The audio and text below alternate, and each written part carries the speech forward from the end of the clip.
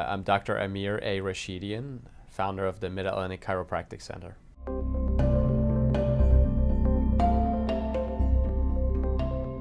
When I was 9 years old is when I decided I had to become a doctor. The reason for that was because my dad and I were traveling through these remote villages in Iran in the foothills of the Alborz mountain range. And just if you can imagine the most beautiful green scenery in the mountains.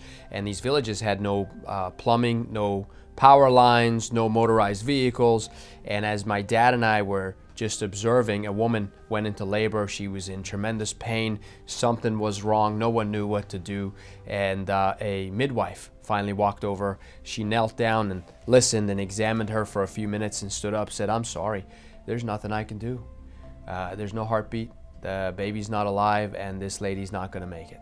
Everyone who was standing around, one by one, they just put their head down and started to leave.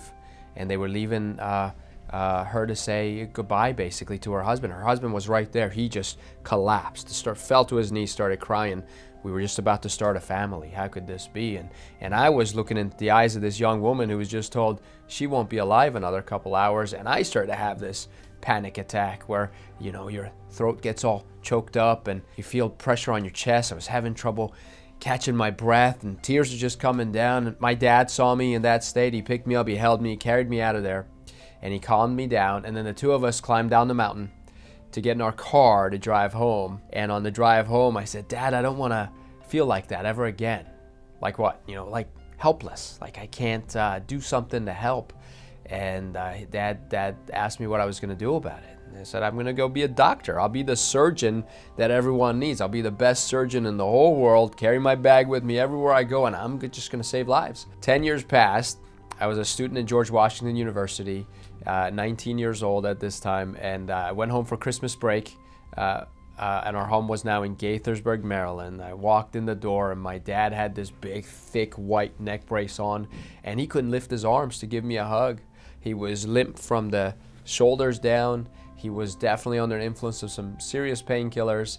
And so we spent my Christmas break, those 6 weeks or so, going from doctor to doctor trying to figure out what is wrong with my dad. And every doctor we go to said, no, this is beyond my scope. You need to go to this other doctor.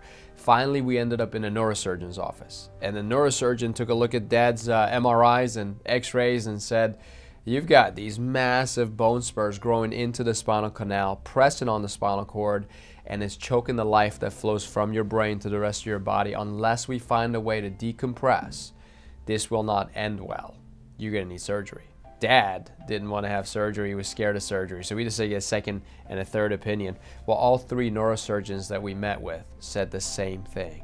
Their bone spurs, degeneration, spinal cord is being compressed, and you won't live unless we get the pressure off. Dad asked, "What are you gonna do?" I said, "Well, you know, normal neck surgery is done through the front, but not with you. We're gonna open up the whole neck in the back. We're gonna break and remove the bones in the back of your spine, take pressure off the spinal cord. We'll put these rods on the sides.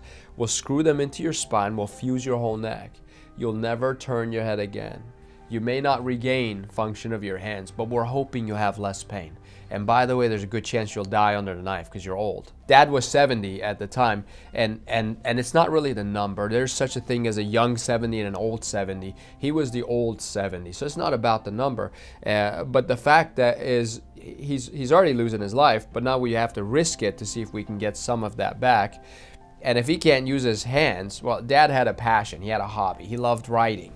He always wrote jokes and letters and poems and stories, and he liked to write letters to the president. President of the U.S. got a letter from my dad. I don't know if he ever read it, but got a letter from my dad about every month. But Dad couldn't use his hands. He can't dress himself. He can't feed himself. He can't write. He can't work, and he basically had to sit in a chair. We left that third neurosurgeon, got in a taxi to go home. And I'm in the back of the taxi holding all the x-rays and MRIs and CTs and medical. Now they come on a disc, you know, but, you know, 23 years ago, that was heavy stuff. And I'm sitting there, I looked over at my dad with his neck brace, and he was cringing because every bump that taxi hit was sending a bolt of pain through his entire body. Looking in his eyes, I could tell he wished he was dead. And emotionally, I got transported right back to that village where I saw the woman die in her husband's arms and no one could help. And I'm watching my own dad die in front of me. The taxi driver saw me get all teary-eyed and choked up, and I'm having the same feelings of having trouble breathing. So he said, I noticed you're in a lot of pain, talking to my dad. And I know you asked me to take you home, but there's this chiropractor right down the street. Why don't you let me take you there? I was a 19-year-old know-it-all, so I said, absolutely not. Dad, he was afraid of the surgery. He said, why not? Let's go. Let's check it out. So we showed up to this chiropractor's office. Long story short, the place was under construction. There was framing, but there were no walls. There was a crew putting up drywall, but there were no rooms. There was no floor. It was concrete. We walked in. I'm thinking we should grab that taxi before he leaves. The chiropractor came around. Nice guy, introduced himself, brought a view box, a light box, plugged it into the wall, started reading all the MRIs that I'd carried in. And after looking at the MRIs, he told my dad, you've got these bone spurs that are growing into the spinal canal, pressing on the spinal cord, and it's choking the life that flows from your brain to the rest of your body. Unless we find a way to decompress, this will not end well. And I started to gain a little bit of respect for him. Told my dad, you're gonna need to get adjusted. It's gonna take you a long time to get better, but if you don't wanna have surgery, this is your alternative. And it may not be an easy road. What do you wanna do? Dad said, I'm gonna give it a shot. So he went there for 6 months. At the end of those 6 months, my dad walked in that office. By now the construction's done. The office was beautiful, chairs and a reception counter, a nice wood floor, and there was a receptionist right behind the counter.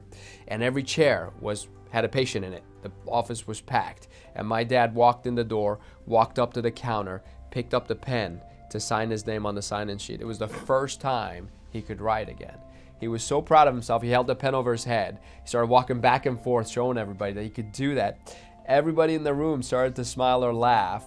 Who's this old guy holding the pen over his head? But the receptionist behind the counter, she cried. Because every time my dad would walk in there, she had to write his name for him. Or she would help him and hold his hand, try to help him write, and he would drop the pen. And he would get so frustrated. But that day and every day after that, Dad was writing again, and he was able to do everything he needed to do. In fact, the president started getting letters from my dad all over again after a year hiatus. Dad lived to be 88. Lived to be 88 years old. At 88, he was younger than when he was 70. He'd get up in the morning, exercise, go out the door, visit his friends. They're all in nursing homes, but not my dad. He was driving himself, living a good life, traveling across the country and abroad, really enjoying himself. He lived long enough to stand right next to me as my best man when I got married. And he lived long enough to meet my first son when he was born. So, I get really passionate when it comes to health and healing, especially in natural healing of the human body, because when you think about it, when my dad was sick and when he was suffering, when he was hurting, he wasn't the only one who suffered. Everyone who cared about him suffered. Everyone who loved him got affected by it. And my point is, it's not just about you. It's about everyone who cares about you. If you take the time to take care of your health, to not suffer like he did, you're actually protecting your family members and your loved ones from suffering as well. Health is the most valuable thing you have. It's the most important thing you have. It's worth the investment of time, energy, resources. We have to do, not for us, but for the people we care about.